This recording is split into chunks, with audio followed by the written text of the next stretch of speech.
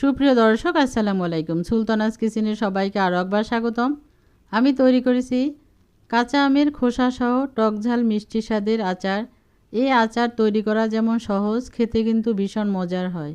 আর একবার তৈরি করে যখন খাবেন মনে হবে বারবার এটা তৈরি করে খাই, এতটাই মজার। আমি এই আচার তৈরি করার জন্য এখানে নিয়েছি 1 কেজি পরিমাণ কাঁচা আম আর গোটা মশলা। প্রথমে মশলাগুলো তৈরি করে নিব। আমি এখানে নিয়েছি গোটা জিরা 1 চা চামচ,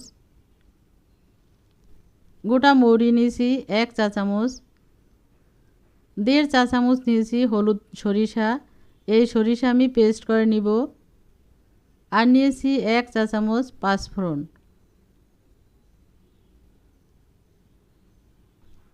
প্রথমে আমি আমগুলো ভালোভাবে ধুয়ে নেব। আমগুলো ধুয়ে নেওয়ার জন্য আমি পানি এবং লবণ ব্যবহার করব। একটা পাত্রে দিয়ে দিচ্ছি পানি, সাথে দিব আমি 1 চা চামচ লবণ, দিয়ে ভালোভাবে নেড়েচেড়ে এটা মিশিয়ে নেব।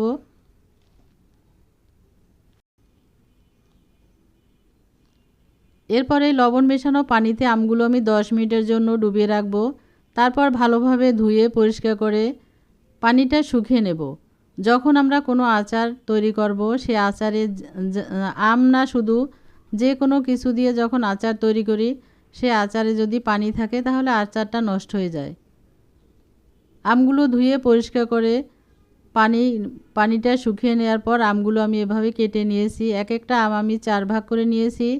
তারপরে উপর থেকে এভাবে কেটে নিয়েছি যেন মশলাগুলো ভালোভাবে আমের ভিতরে ঢুকে যায় এবং খেতে ভালো লাগে। এখন আমি আমগুলোর গায়ে লবণ, হলুদ এবং শুকনো মরিচের গুঁড়া ভালোভাবে মাখিয়ে এই যে প্লাস্টিকের একটা ডালা নিয়েছি এর ভিতর রেখে দেব। তাহলে লবণ মাখানোর ফলে আমগুলো থেকে অনেকটা পানি বের হয়ে যাবে। তারপর আমি ছড়ানো একটা প্লেটে দিয়ে রেখে দিব। যাদের রোদের আলো আছে তারা রোদের ভিতরে রেখে দিবেন 1 ঘন্টার জন্য। আর আমি এটা ফ্যানের নিচে রেখে দিব 2 ঘন্টার জন্য। তাহলে এর গায়ে যে পানি আছে বাড়তি, সেটা শুকিয়ে যাবে। অনেকটা পানি বের হয়ে গিয়েছে। এখন আমি আমগুলো এই ছড়ানো প্লেটে রেখে দিচ্ছি।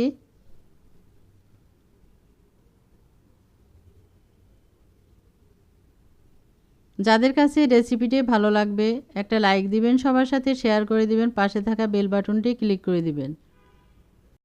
ছোট ছোট দেশি 2টা রসুন আমি কোষগুলো আলাদা করে নিয়েছি। আর এখানে আছে সরিষা, এগুলো একসাথে আমি পেস্ট করে নিব।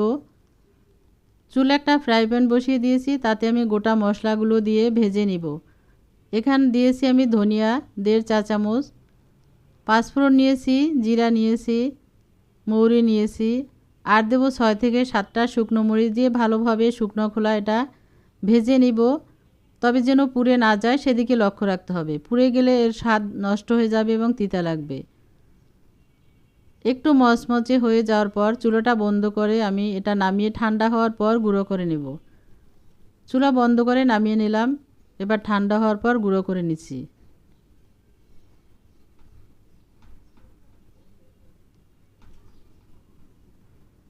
একটা পাত্রে আমি ঢেলে নিলাম। যতটুকু লাগবে ততটুকু নেব, বাকিটা সংরক্ষণ করে রেখে দিব। চুলায় বড় একটা কড়াই বসিয়ে দিয়েছি, তাতে দিয়ে দিলাম আমি 1/2 কাপ সরিষার তেল। আমি এখানে তেল একটু কম দিয়েছি, আপনারা চাইলে বেশিও দিতে পারেন। তেল গরম হওয়ার পর দিয়ে দিচ্ছি 1/2 চা চামচ মৌরি দিয়ে আমি একটু ফোড়ন দেব। তাহলে সুন্দর একটা ফ্লেভার পাওয়া যাবে আর খেতেও ভালো লাগবে। একটা রসুন আমি কোষগুলো ছাড়িয়ে এই তেলের ভিতর দিয়ে দিলাম। ভালোভাবে নেড়েচেড়ে মিশিয়ে নিচ্ছি। সরিষা এবং রসুন আমি পেস্ট করে নিয়েছি, সেগুলো দিয়ে দিচ্ছি তেলের ভিতর, দিয়ে ভালোভাবে কষিয়ে নেব। চুলাটা লো হিটে রেখে এটা করতে হবে, তা নাহলে সরিষাটা যদি পুড়ে যায় আচার তিতা লাগবে, খেতে ভালো লাগবে না। 2টা শুকনো মরিচ দিয়ে দিচ্ছি। যারা এখন আমার চ্যানেলটি সাবস্ক্রাইব করে দেননি তাদের কাছে অনুরোধ থাকবে আমার চ্যানেলটি সাবস্ক্রাইব করে দিয়ে আমার পাশে থাকার জন্য। আমি যে আমগুলো কেটে নিয়েছিলাম ফ্যানের নিচে রেখেছিলাম 2 ঘন্টার জন্য, ফ্যানের বাতাসে পানিটা শুকিয়ে গেছে। এখন সে আমগুলো দিয়ে দিচ্ছি তেলের ভিতরে, দিয়ে ভালোভাবে নেড়েচেড়ে 1 থেকে 2 মিনিট এভাবে শুকনোভাবে কষিয়ে নেব। ঝালের জন্য আমি আরও 1 চা চামচ শুকনো মরিচের গুঁড়ো দিয়ে দিচ্ছি।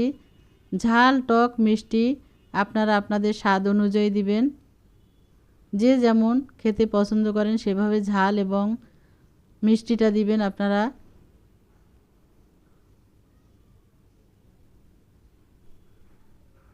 আমি এখন দিয়ে দেব 1.5 টেবিল চামচ পরিমাণ চিনি।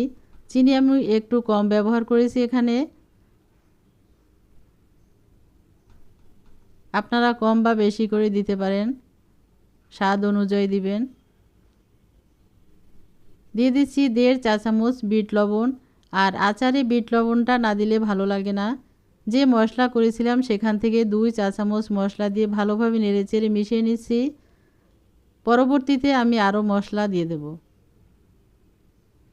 আর যখন এই আচারটা আমরা নাড়ব, হালকা হাতে নাড়তে হবে আর চুলাটা লো হিটে রেখে এই কাজটা করতে হবে।